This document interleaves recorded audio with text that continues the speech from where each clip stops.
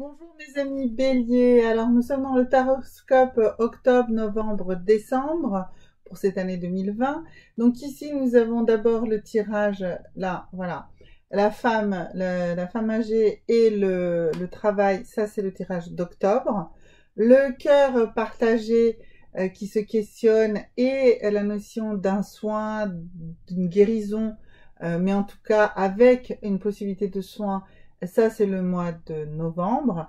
Et ensuite, nous avons la bougie et l'été. Donc, ce qui nous dit que, en fait, vous allez à partir du mois de décembre, jusqu'à l'été, chercher peut-être un petit peu votre chemin à la bougie, mais surtout que vous allez chercher un chemin avec des manières plus proches, en fait, de votre spiritualité, que par des moyens très matériels. Ça sera vraiment une quête spirituelle que vous allez faire jusqu'à l'été. Donc il va y avoir à partir du mois de décembre 6 mois vraiment dans une quête spirituelle pour vous, dans une recherche très intense à ce niveau-là. Alors maintenant nous allons procéder au tirage de chacun des mois de manière plus précise. Et donc, nous allons commencer par le mois d'octobre. Alors, pour ce mois d'octobre, je vous parle de travail avec une femme âgée. En fait, la femme âgée, ça nous précise en fait un travail avec quelqu'un de plus sage que vous. Pourquoi plus sage que vous? Parce qu'avec plus d'expérience de la vie que vous. Donc c'est quelqu'un qui est forcément plus âgé que vous.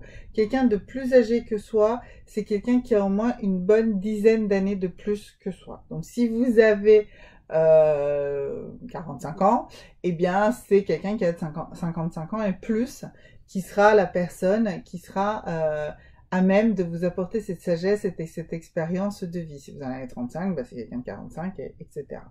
Voilà. Alors, première chose dont cette personne va vous parler, elle va vous parler qu'il faut faire un travail sur vous-même. Il faut travailler sur qui vous êtes, ce que vous souhaitez faire dans la vie. Donc, on va pour cela rechercher dans les tarots qui nous parlent de ce type de choses, quels sont les éléments sur lesquels vous allez devoir travailler. Alors, pour cela, je vais commencer par, en fait, voir avec vous quelle est la charge mentale avec laquelle vous avez le plus à vous battre, à la charge mentale qu'il faut que vous dégagiez le plus de votre esprit. Donc, on va tirer une première carte sur la charge mentale.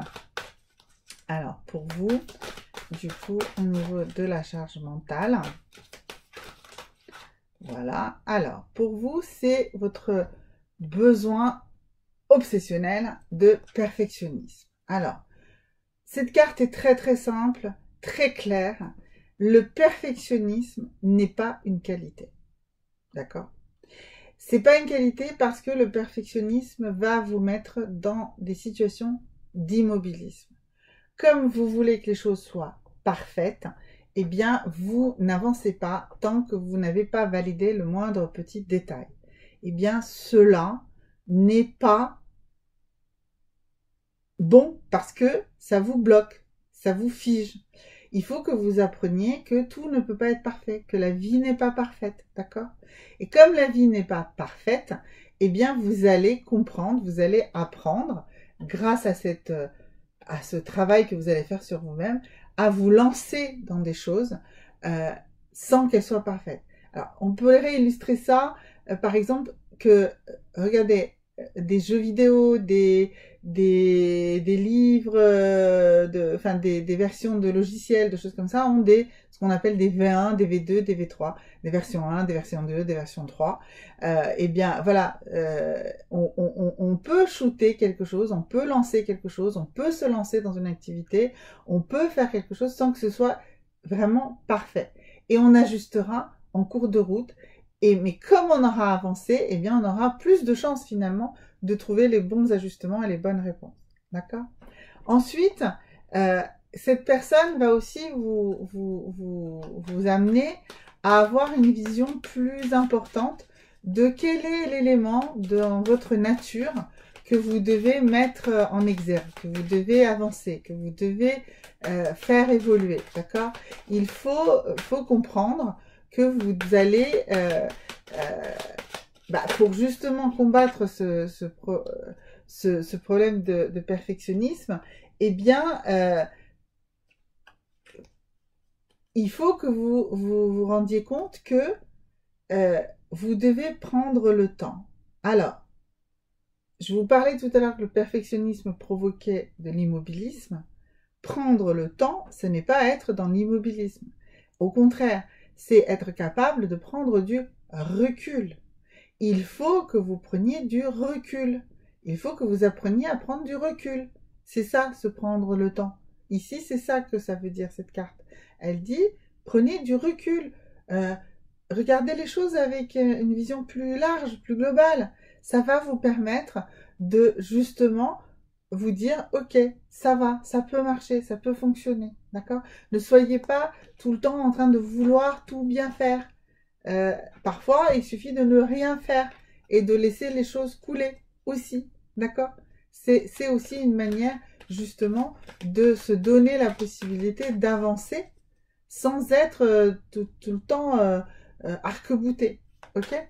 Alors, le dernier message qui est important, c'est les croyances. Alors, il faut que vous changiez, vous modifiez vos croyances. Vous avez des modalités de croyances qui sont pas les bonnes.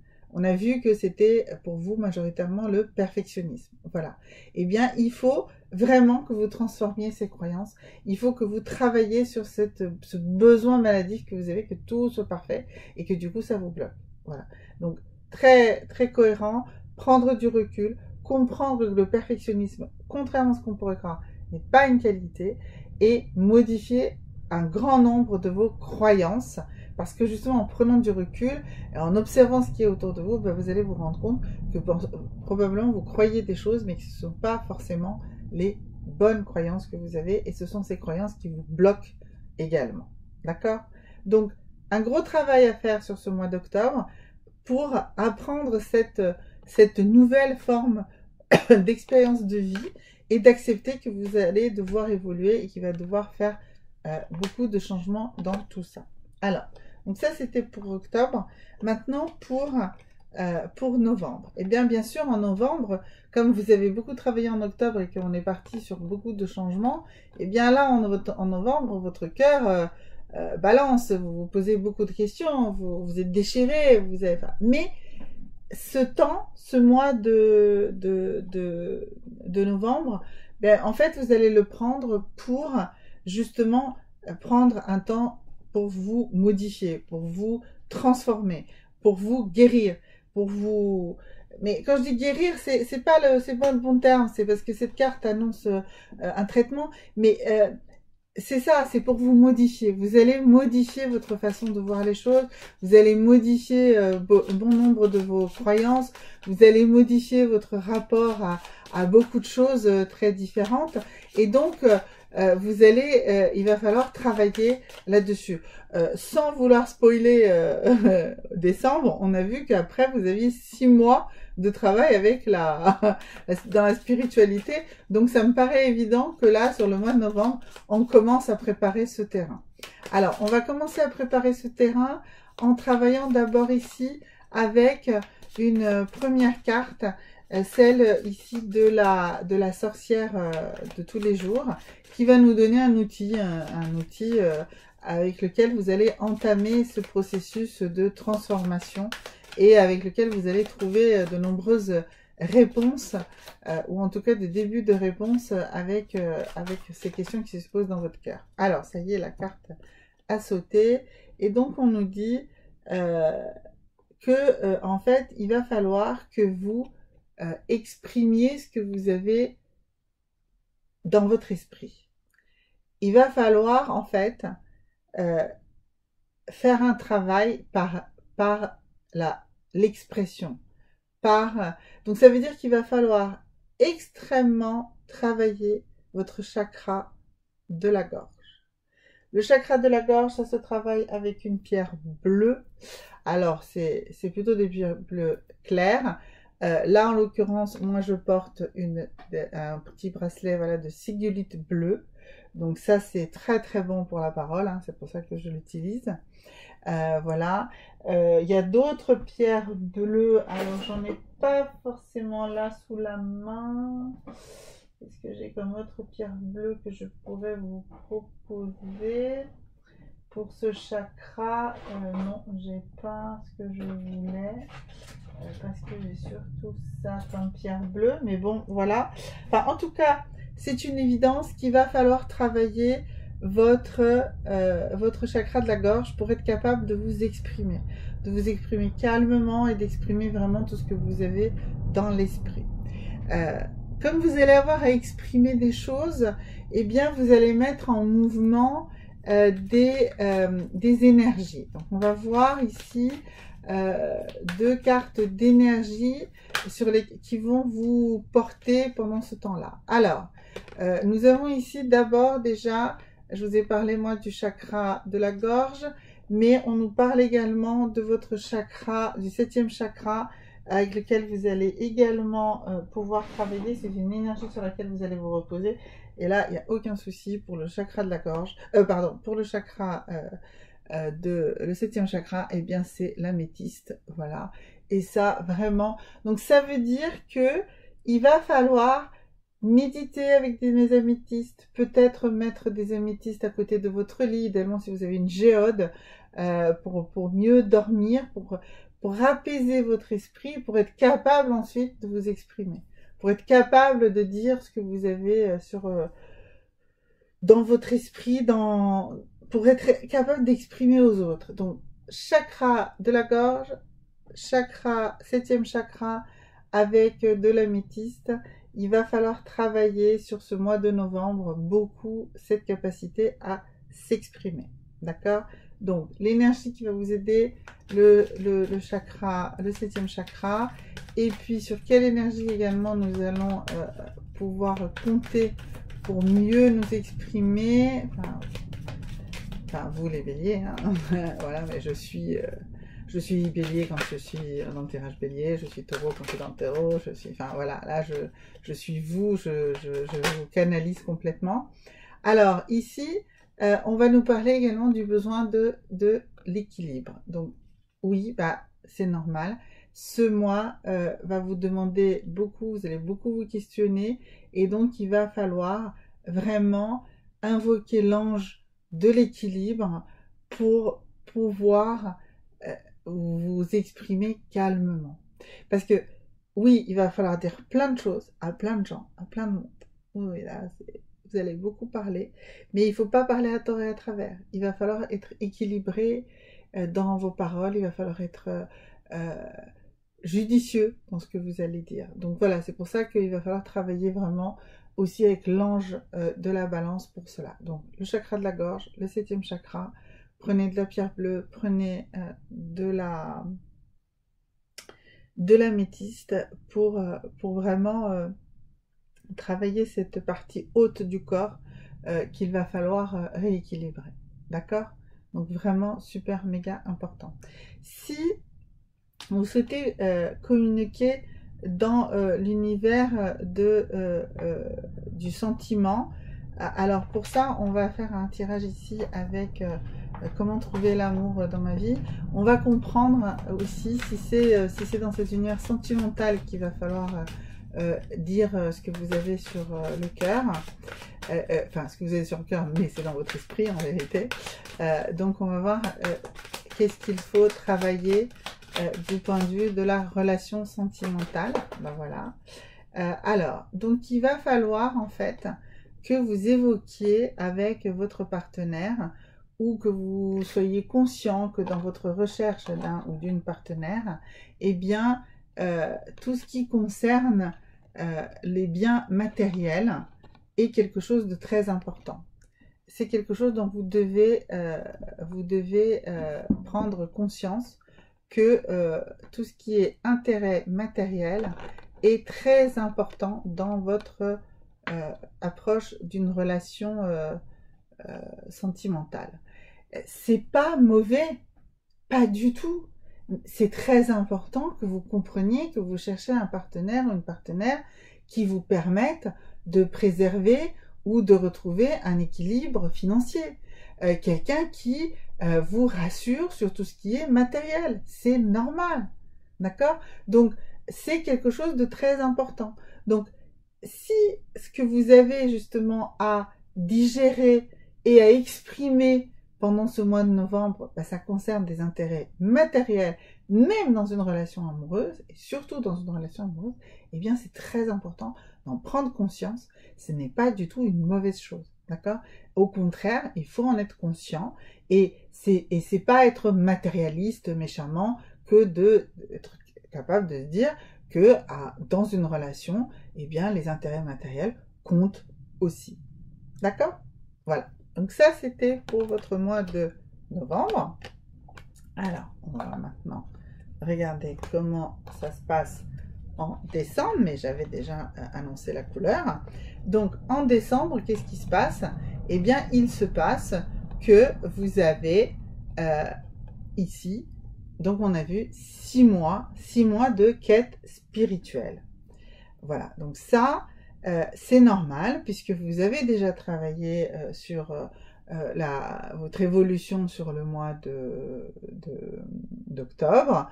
On a vu que vous avez pu vous exprimer et travailler sur tous les chakras du haut de la tête, c'est-à-dire le chakra de la gorge et le chakra coronal, donc le chakra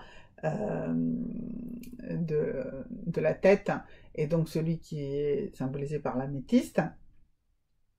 Donc vous avez commencé à élever vos vibrations, vous avez commencé à vous exprimer. Donc c'est normal que là, à partir du mois de décembre, vous rentrez dans une phase de quête spirituelle, pour utiliser des mots un peu grandiloquents, hein, vous allez forcément travailler là-dessus. Et ça, on va voir ici un petit peu plus de précision avec des tarots très différents, parce que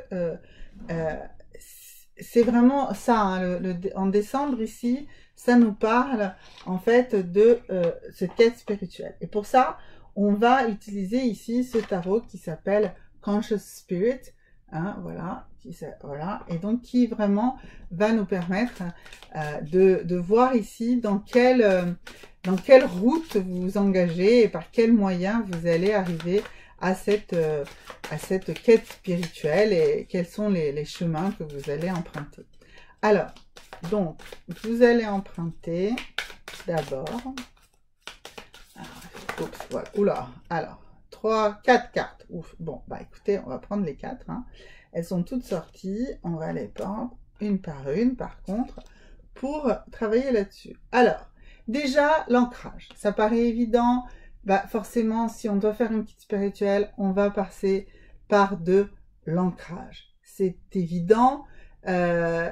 Donc, c'est cet ancrage qui va vous permettre, justement, de démarrer cette quête. Ensuite, vous allez vous mettre dans une position de guérisseur. Vous allez être votre propre guérisseur. C'est logique, hein, on a vu tout à l'heure que déjà sur le mois ici de novembre, n'est-ce pas, on avait déjà cette notion de guérir, d'évoluer. Donc vous allez être votre propre guérisseur. Vous allez vous mettre en route dans ce sens-là, dans le sens de vous guérir. Et pour ça, vous allez travailler d'abord par de la méditation en mouvement. Donc, de la méditation en mouvement. C'est de la méditation en action. On peut très bien méditer en faisant quelque chose. Alors, en général, ça veut dire de faire une méditation avec des actions répétitives. Par exemple, on peut parfaitement méditer en faisant sa vaisselle ou en étendant son linge. Parce que ce sont des choses que vous faites de manière naturelle, qui ne demandent pas une grande réflexion. Et c'est un temps où, justement, pour ceux qui n'ont pas l'habitude de s'asseoir, de méditer, de rester un quart d'heure, une demi-heure, et se dire « oh là là, qu'est-ce qui se passe et tout », non, ça peut être trop difficile, et je comprends, et c'est souvent très compliqué. Moi aussi, j'aime beaucoup méditer aussi en action et en mouvement. Donc, quand je fais des tâches répétitives, eh bien, justement, ces tâches répétitives vont me permettre d'apaiser mon esprit, de juste laisser passer les idées comme ça, et de me concentrer sur ces tâches répétitives, et du coup, de ne pas avoir à tout enregistrer, d'accord? Donc, la méditation, c'est être capable d'observer son esprit sans en subir en fait les effets émotifs de ce que vous êtes en train de penser, d'observer, de prendre ce fameux recul de son propre esprit, d'accord? Et ensuite, vous allez vous connecter à votre propre énergie divine à l'intérieur de vous par les éléments de feu. Alors, ça peut paraître comme ça grandiose, les éléments du feu, mais en fait, moi j'ai une méthode très très simple pour se connecter avec les éléments du feu, et vous voyez que là on est dans une logique totale, hein, vous allez voir, et bien c'est tout simplement en allumant des bougies. Ce que je vous conseille, personnellement, et c'est quelque chose que je fais de manière assez régulière, puisque là vous allez avoir un long trajet, et bien c'est de vous dire que sur les 6 prochains mois, jusqu'à l'été prochain, vous allez tous les matins, en vous levant, allumer dans un photophore comme ça, par exemple, quelque chose qui protège bien, n'est-ce pas? Une bougie chauffe-plat, bête, hein, comme là, par exemple. Et à ce moment-là, vous allez poser une intention pour votre journée. Vous allez avoir une pensée positive pour démarrer votre journée positivement. Et vous allez de cette manière, tous les jours, allumer une bougie. Ça coûte pas très cher les bougies chauffe-plat. Vous pouvez prendre une qui dure que 4 heures, hein, c'est vraiment les plus simples. Ça n'a pas d'importance. C'est l'action que vous allez faire. Et dans la journée, si vous revoyez cette flamme, eh bien vous allez pouvoir repenser par exemple à cette intention. Mais même pas besoin de ça si vous partez travailler le matin. Donc vous mettez dans un photophore cette bougie et tous les matins, vous posez une intention. Alors pendant un certain temps, ça va peut-être être la même intention, peut-être que vous allez changer d'intention régulièrement, c'est pas grave. Une intention positive. Une intention positive, c'est un vœu, c'est une pensée positive, c'est une visualisation positive. Ça peut être tout simplement se dire, aujourd'hui sera une bonne journée. Aujourd'hui, je réussirai ce que j'entreprends. Aujourd'hui, mes enfants, je les rendrai heureux parce que je serai dans l'écoute et dans la tolérance. Que sais-je? Mais à partir du moment que vous avez une intention positive pour votre journée et que vous faites ça tous les jours, tous les matins, en démarrant votre journée, vous allez voir que vous allez mettre en place cette communication. Et là, je vous dis, ça vous dit par l'élément feu, la bougie, c'est la bougie qui est également votre élément majeur ici qui nous indique par l'oracle de G que vous allez sur un chemin spirituel de 6 mois pour l'atteindre.